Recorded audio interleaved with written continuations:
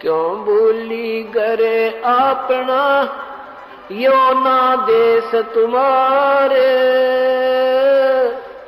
फिर पीछे पछताओगे कर ले सोच विचारे। बिन सतगुरु पावे नहीं घर अपने की राह, सतगुरु शरण लाग के सोरत सबद समा।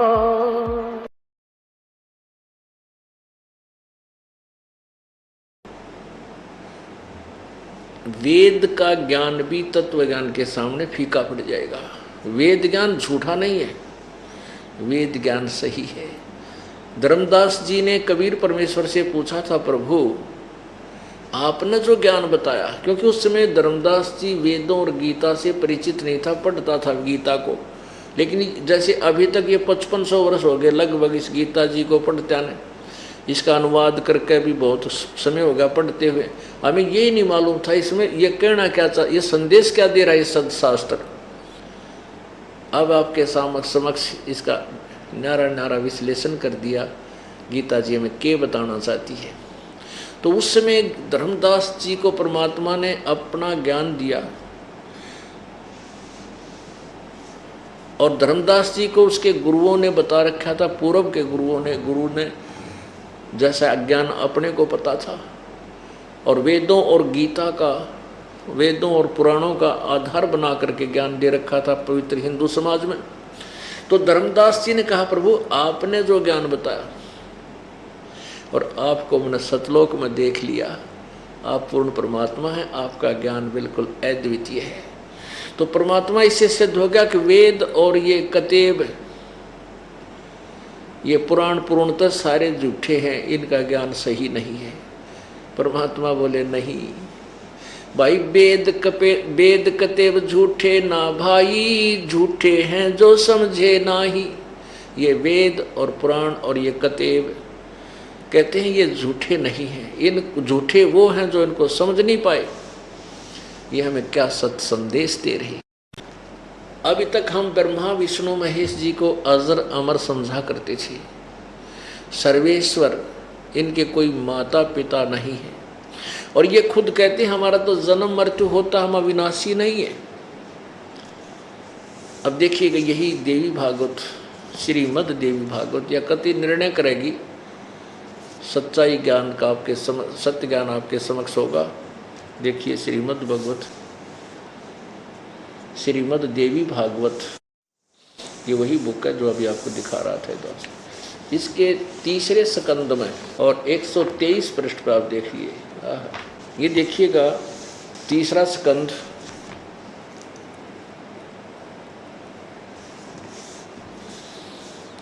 और पृष्ठ 123 123 पे, और ये अध्याय है 4 और 5 इकट्ठा अनुवाद किया गया है इसका। इसमें भगवान विष्णु दुर्गा के विषय में, यानी शक्ति अपनी माता के विषय में कह रहा है, तुम शुद्ध स्वरूपा हो, यह संसार तुम ही से उद्भासित हो रहा है। मैं ब्रह्मा और शंकर, हम सभी तुम्हारी कृपा से विद्यमान हैं। हमारा आविर्भाव, ओह हमारा आविर्भाव यानी जन्म और त्रिभाव मीन मृत्यु हुआ करता है। हमारा तो जन्म और मृत्यु होता है, केवल तुम ही नित्य हो, जगत जननी हो, प्रकृति और सनातनी देवी हो। यहाँ देखना प्रकृति शब्द आपके गीता जी में काम आओगा कि दुर्गा को प्रकृति कहते हैं। यहाँ देखिए भगवान शंकर बोले देवी, यदि महाभाग विष्णु तुम ही से प्रकट हुए हैं, यानी तुमसे जन्म हुआ है, तो उनके बाद उत्पन्न होने वाले ब्रह्मा भी तुम्हारे बालक हुए। फिर मैं तमोगुणी लीला करने वाला शंकर क्या तुम्हारी संतान नहीं हुआ? अर्थात मुझे भी उत्पन्न करने वाली तुम ही हो। नीचे और देखो, इस संसार की सृष्टि स्थिति और संहार में तुम्हारे गुण सदा समर्थ हैं। उन्हीं तीनों गुणों से उत्पन्न हम ब्रह्मा विष्णु एवं शंकर नियमानुसार कार्य में तत्पर रहते हैं। थोड़े से लेख ने कितनी बात, कितने कंसेप्ट क्लियर कर दिए। एक तो ये कर दिया कि ब्रह्मा विष्णु महेश का जन्म मृत्यु होता है, ये अविनाशी नहीं है। दूसरा ये कर दिया कि दुर्गा इनकी माँ है। तीसरा ये कर दिया कि रजगुण ब्रह्मा है, सतगुण विष्णु, तमगुण शिव जी। 3 बात स्पष्ट होगी इस इतनी लाइनों में। अब क्या है पुण्यात्माओं भाई, गुरु बिन सतगुरु बिन काहू न पाया ज्ञाना, जो थो था वो छड़े किसाना। गुरु बिन वेद पढ़े जो प्राणी, समझे न सार रहे अज्ञानी। परमेश्वर कबीर जी ने इस तुच्छ जीव को ये दिव्य दृष्टि दे डाली, जिसके आधार से दास ने इन सदग्रंथों के, सदग्रंथों एक समझो समुद्र है, और समुद्र में हीरे मोती लाल होते हैं, तो उनको मुरजीवा यानी गोताखोर जा करके और मुट्ठा भर के बाहर ले आता है। तो ऐसे ही इस समुद्र से ये मोती निकाल निकाल कर बाहर आपके समक्ष ये दास ला रहा है। परमेश्वर कबीर जी की कृपा से, गुरुदेव की रजा से, उनके आदेश से सब कार्य हुआ है। और आप पुण्यात्माओं के ऊपर रहम है, मेहर है कि आपको मनुष्य जन्म, और ऊपर से आपके लिए इतना भरसक प्रयत्न प्रभु करा रहा है कि ताकि आप परमात्मा को पहचान सकें और अपने लोक में जा सको। यहाँ असंग जन्म हो गए दुर्गति कराते हैं। अब कति क्लियर हो गया कि रजगुण ब्रह्मा है, सतगुण विष्णु, तमगुण शिव। थोड़ा सा और क्लियर करते हैं, क्योंकि आगे जो प्रसंग चलेगा वो इतना कुणीन जितना कड़वा होगा कि बगैर या थोड़ी सी खांड मिलाए बिना इसने खाया नहीं जा सकता, सुने भी नहीं गा कोई। तो इसमें थोड़ी सी बूरा मिलाई जाएगी, यानी तत्व इन सदग्रंथों को पहले दिखा करके और फिर ये सच्चाई बताई जाएगी कि ब्रह्मा विष्णु महेश के पुजारियों की को क्या संज्ञा दी है पवित्र गीता जी। ये देखिएगा श्रीमद् देवी भागवत, जिसमें संस्कृत भी साथ है। ये बम्बई से प्रकाशित है, खेमराज श्री कृष्ण प्रकाशन का प्रकाशन है ये, और इसमें संस्कृत भी साथ है, उस संस्कृत का अनुवाद भी किया है। तो ये एथेंटिक है। और गीता प्रेस गोरखपुर से छपी हुई में कुछ अनुवाद करते समय कुछ अनुवादकर्ता ने अपने हिसाब से छोड़ भी दिया है, यानी छुपाने की चेष्टा भी की है, लेकिन फिर भी छुपा नहीं। कहते हैं चोर चुराई तूंबड़ी, वो गड्ढे पानी में, वो गड्ढे हुआ ऊपर आवे, सच्चाई छनी ना। अब देखो पवित्र श्रीमद् देवी भागवत हिंदी टीका सहित, ये देखो श्रीमद् देवी भागवतम भाषा सभाष टीकम समातम, श्री खेमराज श्री कृष्ण दास प्रकाशन बम्बई 4। अब तीसरे सकंद पर आए,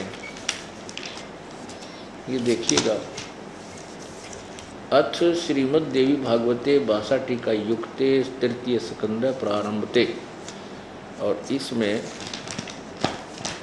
ये है प्रश्न नंबर 11, और यहाँ पर है तृतीय सकंद है अध्याय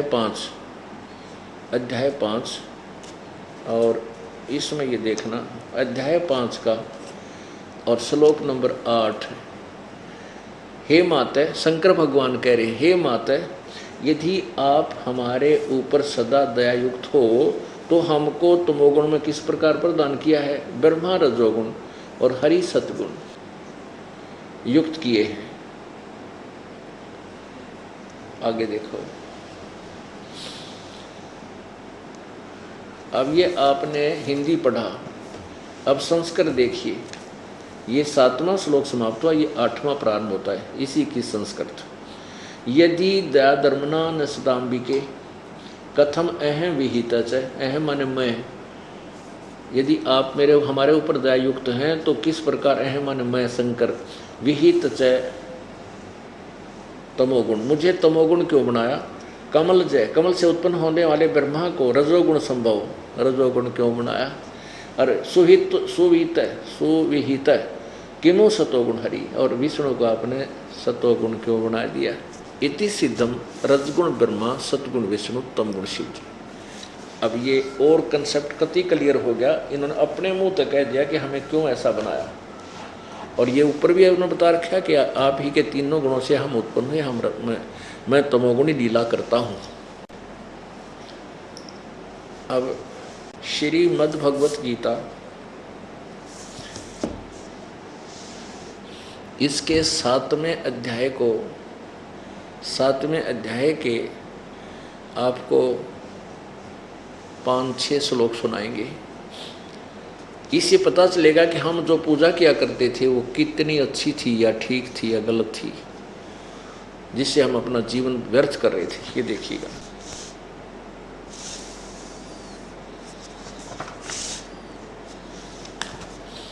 अध्याय नंबर 7। ये देखिएगा, अध्याय नंबर 7 मंत्र नंबर 12 श्लोक 12 से शुरू करेंगे।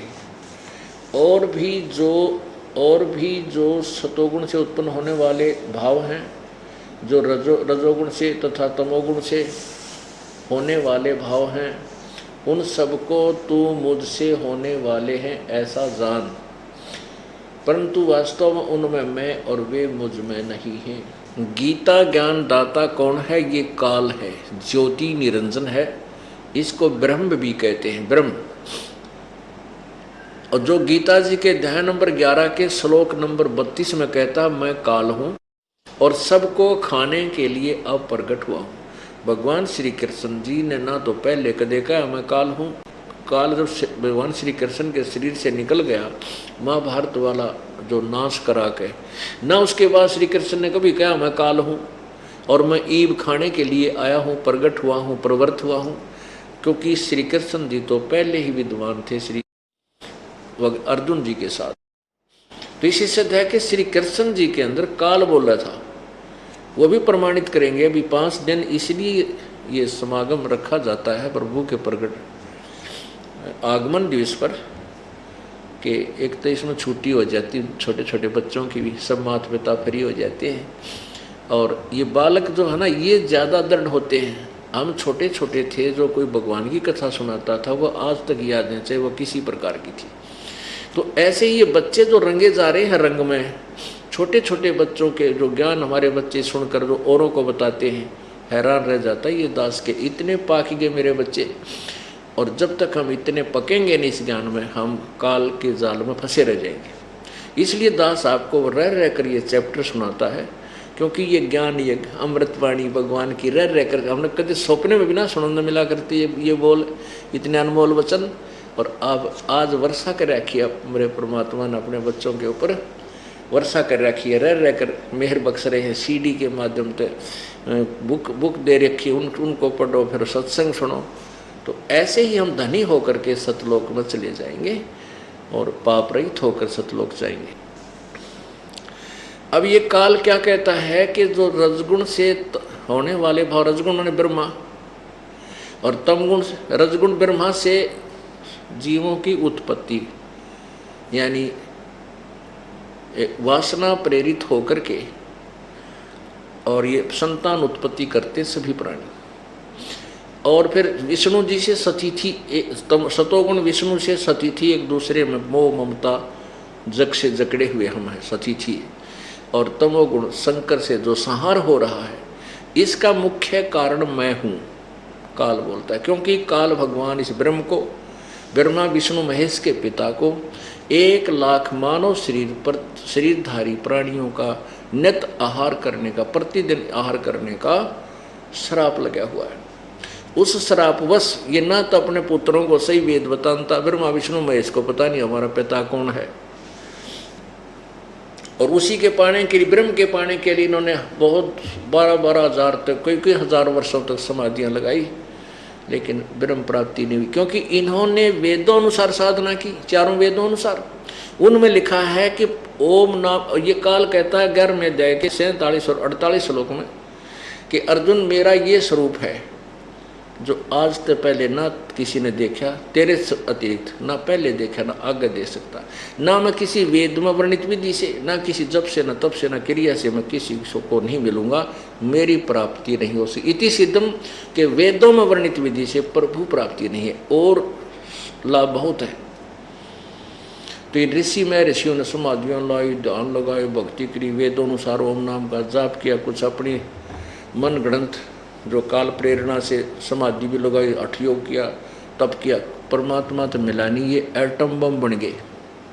इनमें सिद्धियाँ आ गई, स्वर्ग तक चले गए, महास्वर्ग ब्रह्मलोक में चले गए, अपने वहाँ पुण्यों को समाप्त करके फिर 84 लाख योनियों में फिर चक्कर में आ पड़ गए। तो ऐसे है, इसने काल ने अपने पुत्रों को भी सही भेद नहीं दे रखा।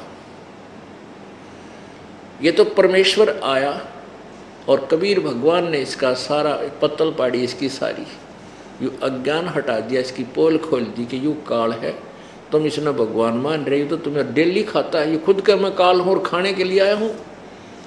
पहले यह और झलक देख लो 11 में जाएगा 32वां श्लोक। ये देखो अध्याय नंबर 11 श्लोक 32 में लिखा है, लोकों का नाश करने वाला बड़ा हुआ महाकाल नहीं काल हूँ, प्रवृद्ध है काल अस्मि, काल हूँ, इसमें इन लोगों को नष्ट करने के लिए प्रवृत्त हुआ हूँ। जो प्रतिपक्ष की सेनाओं में सचित योद्धा लोग हैं वो तू ना मारेगा तो भी नहीं रहेंगे, ये सब तेरे बिना भी नहीं रहेंगे, अर्थात तू युद्ध ना करेगा तो भी मारे जाएंगे, इन्हें खाऊंगा। अब ये खुद कहता कि मैं काल हूँ, तो ये काल बोल गए गीता जी को, ये काल है ज्योति निरंजन अर्थात ब्रह्म।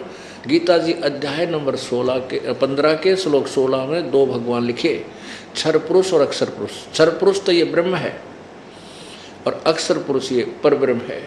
फिर 17वें में जो लिखा है कि उत्तम पुरुष है तो अन्य, जो 16 में जो वर्णित है दो भगवान, इनसे कोई और है वो पुरुषोत्तम, और वही पूर्ण परमात्मा वास्तव में अविनाशी है, तीनों लोकों में प्रवेश करके सबका धारण पोषण करते। तो यहाँ जो प्रसंग चल रहा है कि ये तीनों गुणों के द्वारा जो भी हो रहा है, रजगुण ब्रह्मा से संतान उत्पत्ति, विष्णु जी से सतीति और शिव जी से संहार, इसका मुख्य कारण तो मैं हूँ, लेकिन मैं इनमें नहीं हूँ, मैं इनसे ऊपर अलग रहता हूँ, भिन्न हूँ, और ये मेरे पास नहीं है। अब देखो अध्याय नंबर 7 का श्लोक नंबर 12 से आप फिर शुरू कीजिए, वह आसानी से समझ में आएगा। और भी जो सतगुण से उत्पन्न होने वाले भाव हैं और जो रजगुण तथा तमोगुण से होने वाले भाव हैं, उन सबको मुझसे ही होने वाले हैं ऐसा जान, परंतु वास्तव में उनमें मैं और वे मुझ में नहीं हैं। अब 13वां में क्या कहा है, गुणों के कार्य रूप सात्विक राजस और तामस, इन तीनों प्रकार के भावों से सारा संसार प्राणी समुदाय मोहित हो रहा है। इन तीनों गुणों से परे मुझ अविनाशी को नहीं जानता। आगे देखो 14 में, क्योंकि यह अलौकिक अर्थात अति अद्भुत त्रिगुणमयी मेरी माया, रजगुण ब्रह्मा सतगुण विष्णु तमगुण शिव जी द्वारा फैला गया ये जाल अर्थात मेरी त्रिगुणमयी माया बड़ी दुस्तर है, खतरनाक है। और जो पुरुष केवल मुझको निरंतर भजते हैं वे माया का उल्लंघन कर जाते हैं, अर्थात संसार से तर जाते हैं। इसका क्या अर्थ है, देखो अब तीनों गुणों से ऊपर कहता मुझ अविनाशी को नहीं जानते, इसे सिद्ध है कि जैसा यू भगवान है ऐसे ही तीनों और भी हैं जिनकी ओर जिन पर और आश्रित है।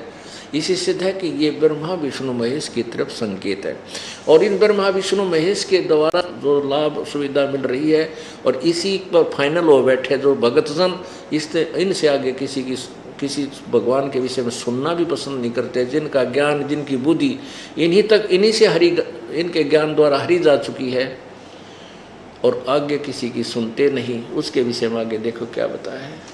15वें में कहा है कि माया के द्वारा ब्रह्मा विष्णु महेश के द्वारा उन्हीं के द्वारा मिलने वाले लाभ पर जो आश्रित हो चुके हैं, उनसे ऊपर किसी की भगवान की पूजा करने को तैयार नहीं है, उनके विषय में करे माया के द्वारा, इस त्रिगुणमयी माया के द्वारा जिनका ज्ञान हरा जा चुका है ब्रह्मा विष्णु महेश के द्वारा, असुर स्वभाव को धारण किए हुए जो इन्हीं तक की पूजा करते हैं। असुर स्वभाव को धारण किए हुए मनुष्यों में नीच और दूषित कर्म करने वाले मूर्ख लोग, मूढ़ लोग मुझको नहीं भजते। इससे सिद्ध है कि तीनों गुण भी भजने वाले हैं, जपने के हैं, यानी इनकी भी उपासना होती है। तो इसलिए रजगुण ब्रह्मा है, सतगुण विष्णु तमगुण शिव जी, और ये ब्रह्म कहता है कि जो इन ब्रह्मा विष्णु महेश तक की पूजा पर आश्रित हो चुके हैं, इन्हीं से मिलने वाले लाभ अक्षणिक लाभ के ऊपर ये दृढ़ हो चुके हैं, जिनका ज्ञान हरा जा चुका, ये आगे सुनना नहीं चाहते किसी के विषय में, उनको क्या कहा, असुर स्वभाव को धारण किए मनुष्यों में नीच दुष्कर्म करने वाले मूर्ख, इकट्ठी 3 उपमा दे रखी इनको। ये दास नहीं कह रहा, ये पवित्र श्रीमद् भगवत गीता अध्याय नंबर 7 का श्लोक 15 बता रहा। मैं तो ये दास तो पढ़कर सुना रहा है, ये आपके समक्ष है। सत साही।